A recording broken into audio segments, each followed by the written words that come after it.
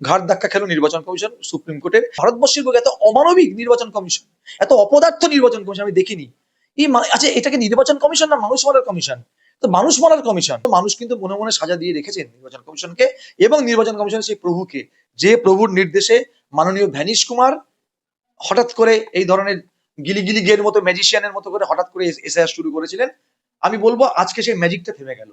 নির্বাচন কমিশন আশা ভোসলে নন। নির্বাচন কমিশনের দায়িত্ব চোখে চোখে কথা বললো, মুখে কিছু বলো না, মনো নিয়ে খেলা করে কি কেমন ছলনা করার কাজ নয়।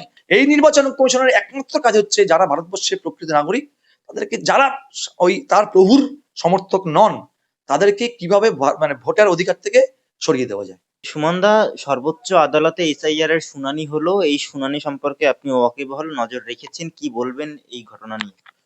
প্রমাণিত হলো যে যে অভিযোগ আমরা বিরোধীরা তুলছিলাম, যে নির্বাচন কমিশন এসআইআরটা নিয়ে কার্যত নিজেরা দ্বিধাগ্রস্ত, নিজেরা ঠিক তাদের ধারণাটা ঠিক নয়, সেটা মহামান্য সর্বোচ্চ আদালত প্রমাণ করে দিলেন।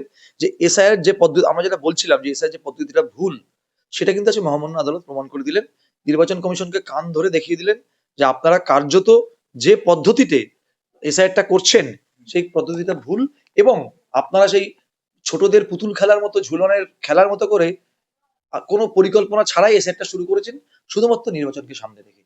সামাজিক মাধ্যম জুড়ে কমেন্ট আসা শুরু হয়েছে, নির্বাচন কমিশনের গালে কড়া একটা চড়া থাপ্পড় বসালো সর্বোচ্চ আদালত।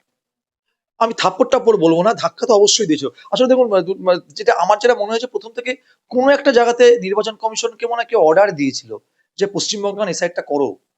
সেই হুকুমের মানে প্রভুর হুকুম মানতে গিয়ে কার্যত নির্বাচন কমিশন ওই ঘাড় ধাক্কা খেলো, আমি থাপ্পড়টা বলবো না, ঘাড় ধাক্কা খেলো নির্বাচন কমিশন সুপ্রিম কোর্টের।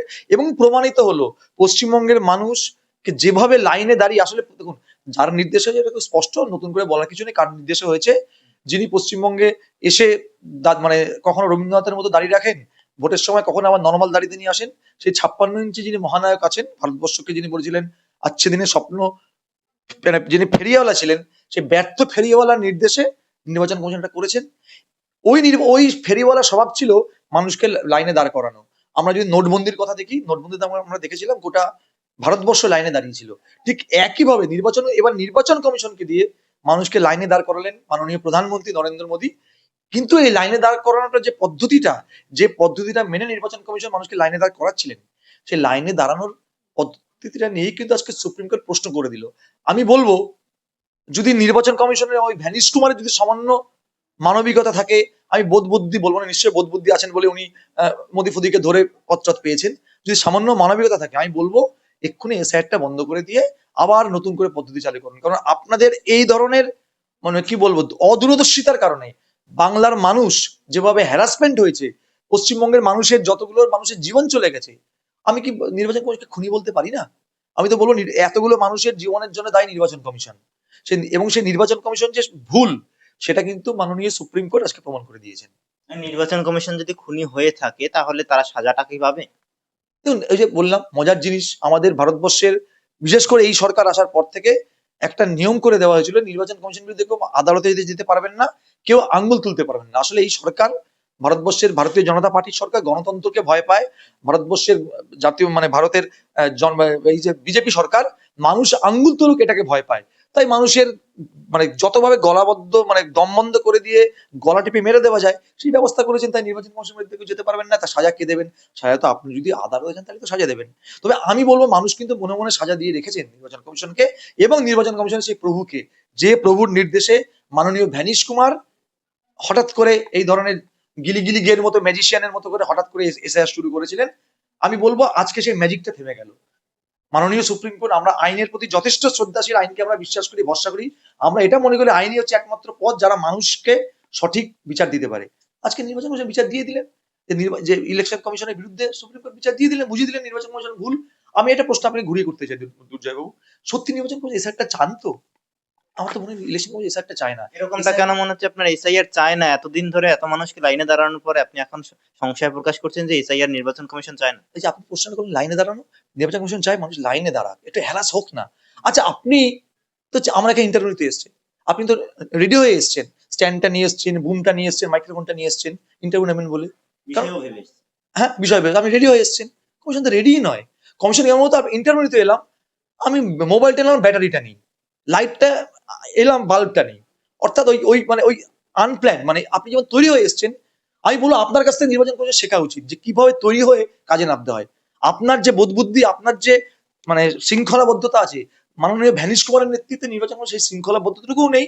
তারা জানেই না কিভাবে এসআইআর করতে হয়। আমি বলবো, আমি আপনাকে অনুরোধ করবো, আপনি একটু ওদের ক্লাস টাস করান গিয়ে না, নির্বাচন কমিশন। সেটা আমাদের কাজ না, আমরা শেখাতে পারি না। কিন্তু প্রশ্ন হচ্ছে দাদা, যে এই যে এডমিট কার্ডটাকেও ভ্যালিড হিসাবে মান্যতা দিল সর্বোচ্চ আদালত, এই বিষয়টা আপনি কি বলবেন? যে নির্বাচন কমিশন বেশ কিছুদিন পরে সময় নিয়ে তারপর জানিয়েছে এডমিট কার্ড ভ্যালিড নয়, এবার সর্বোচ্চ আদালত বলেছে এডমিট কার্ড ভ্যালিড। আচ্ছা, আপনি বলুন তো কেন অ্যাডমিট কার্ড ভ্যালিড নয়? কোনো যুক্তি দিয়েছিল নির্বাচন কমিশন? কোনো যুক্তি কি দিয়েছে?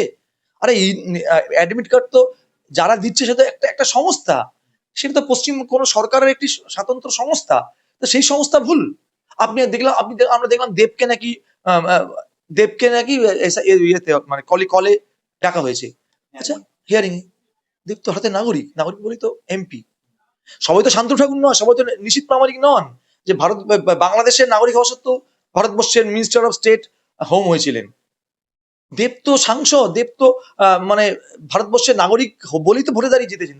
ভাবুন তো কি লজ্জা! অমর্ত্য সেন, যিনি গোটা বিশ্বের কাছে ভারতবর্ষের মাথা উঁচু করেছে নোবেল প্রাইজ পেয়ে, তাকে পর্যন্ত আসতে হয়েছে এসআইআর এর হিয়ারিং এ। নেতাজির পরিবারকে আসতে হয়েছে, আমি দেখলাম স্বাধীনতা সংগ্রামী পরিবারকে আসতে হয়েছে। মানে ভাবুন কোন জায়গা নির্বাচন কমিশন নামিয়ে নিয়ে গেছে নির্বাচন বিধিটাকে, নির্বাচনী খেলাটাকে ঠিক কোন নোংরা জায়গায় নামিয়ে নিয়ে গেছে।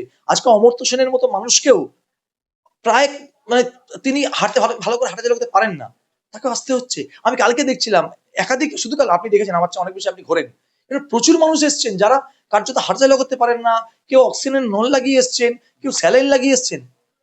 আচ্ছা, এইগুলোকে আপনি মানে আমি সত্যি বলছি, ভারতবর্ষের বুকে এত অমানবিক নির্বাচন কমিশন, এত অপদার্থ নির্বাচন কমিশন আমি দেখিনি। আচ্ছা, এটাকে নির্বাচন কমিশন না মানুষ মারার কমিশন? তো মানুষ মারার কমিশন।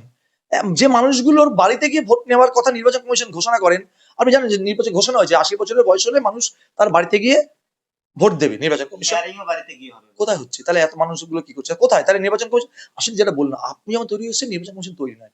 নির্বাচন কমিশন হচ্ছে সেই বাবা, যে বাবার কটা ছেলে মেয়ে বাবা জানেন না। সুতরাং যাক মানে দোষ করলেন করলেন, মানে 1 নম্বর ছেলে, বাবা পেটাচ্ছে 10 নম্বর ছেলেকে। অনেকগুলো সন্তান হলে যা হয়। না, অনেকগুলো সন্তানও হতে পারবে না, এখন 6 জনের বেশি সন্তান হলেই ডাকা হচ্ছে। আবার এমন এমন অভিযোগ আসছে, আমরা পিপিএন বাংলায় সেই ছবি দেখিয়েছি, 4 জন ছেলে মেয়ে রয়েছে, নোটিশ এসছে 6 জনের, এখন তারা 2 জন ছেলে মেয়ে খুঁজে বেড়াচ্ছে। প্রধানমন্ত্রী কয় ভাই? নিশ্চয়ই দুজন নন। প্রধানমন্ত্রী হিয়ারিং এসেছিলেন তো। আপনার কথা যদি সত্যি হয় যে 4 জনের বেশি সন্তান হলে ডাকা হবে, 6 জনের বেশি হলে ডাকা হচ্ছে। তো প্রধানমন্ত্রীকে ডাকুক না, তারা তো একাধিক ভাই বোন। তো সে বলে মানে ভ্যানিশ কুমারের মনে হয় 56 ইঞ্চি ছাতিটা মনে হয় কাজ করে না। আমি আবার বললাম, দেখুন দেখুন, এই আমরা প্রথম থেকে বলেছিলাম এই নির্বাচন কমিশন ভারতীয় জনতা পার্টির পোষা নির্বাচন কমিশন, তাই একদম দায়িত্ব নিয়ে বলছি, পোষা নির্বাচন কমিশন। এবং এই নির্বাচন কমিশন যে ভারতের নির্বাচনী ব্যবস্থাটাকে প্রহসনে পরিণত করেছে, পূর্ব মেদিনীপুরের পাতি যাত্রাপালায় পরিণত করেছে, বর্ধমানের পাতি নাটকে পরিণত করেছে, আমার আপনার পাড়ার বাচ্চাদের ডাঙ্গুলি খেলায় পরিণত করেছে, সেটা কিন্তু প্রমাণিত। আমরা বারবার করে বলেছিলাম, আমাদের নেতা রাহুল গান্ধী বলেছিলেন, আমাদের নেতা শুভঙ্কর সরকার বলেছিলেন, আমাদের নেতা অধীর চৌধুরী বলেছিলেন, আজকে মহামান্য সুপ্রিম কোর্ট বলে দিলেন। এবং আমি বললাম থাপ্পড়টা বলবো না, আমি বলবো একদম ধাক্কা দিয়ে বুঝিয়ে দিল যে আপনার এখন ঘুম ভাঙেনি। এবার হয়তো নির্বাচন কমিশন ঘুমটা ভাঙবে। যদি এরপর না ভাঙে, তাহলে বুঝবো ভাই আমাদের নির্বাচন কমিশন হচ্ছে ভারতীয় নির্বাচন দোকান কাটা কমিশন। দাদা, লজিক্যাল ডিসক্রিপেন্সি নিয়ে যে এত বিতর্ক, এত জল ঘোলা, সেই সময় দাঁড়িয়ে সর্বোচ্চ আদালত বলছে তালিকা প্রকাশ করতে হবে। কেন প্রকাশ করবে না? আমার তো প্রশ্ন, কেন প্রকাশ করবে না? গোপন, গোপন তথ্য নাকি? আমি আপনি ভোট দেবো, আরে এটা তো আমার আপনার লকার একটি জিনিস, সেটা তো আমি মানে ভারতীয় নির্বাচন কমিশন তো ভারতীয় স্টেট ব্যাংক বা পিএনবি ব্যাংক নয় যে আপনার লকারে কত টাকা আছে সেটা আমি লুকিয়ে রাখবো। আমি নাগরিক কিনা, আপনি নাগরিক কিনা, ওই দাদা নাগরিক কিনা, ওই দিদি নাগরিক কিনা, সেটা আমি জানতে পারবো না? এটা লুকাছুপির কি আছে? মানে আমার মানে কমিশন কি কোনো মানে কি লুকিয়ে লুকিয়ে কাজ করছে নাকি? আমি তো বিশ্বাস করি নির্বাচন কমিশন সোনা পাচার করে না। আমি বিশ্বাস করি নির্বাচন কমিশন ড্রাগ পাচার করে না। আমি বিশ্বাস করি নির্বাচন কমিশন গরু পাচার করে না।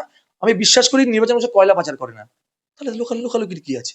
ভাই ভারত, তুমি তো তোমার কাজ তো ভারতবর্ষের নাগরিক কিনা সেটা প্রমাণ করা, এবং সেই নাগরিকত্বকে সামনে রেখে যাতে ভোট দিতে পারে সেই ব্যবস্থা করা। লোকালুকির কি আছে? তো মানে সেই সেই মনে আছে যে আমরা শুনেছিলাম রাধাকৃষ্ণ সেই লুকিয়ে লুকিয়ে মানে লীলা খেলা করতেন, মনে হচ্ছে নির্বাচন লীলা লীলা খেলছে আমাদের সঙ্গে।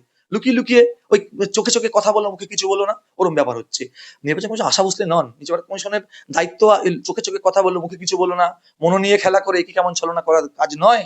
নির্বাচন কমিশনের কাজ হচ্ছে স্বচ্ছভাবে, সুষ্ঠুভাবে ভারতের যারা নাগরিক তাদের ভোটার রাইটকে সুরক্ষিত করা, তারা যাতে ভোট দিতে পারে সেই ব্যবস্থা করা।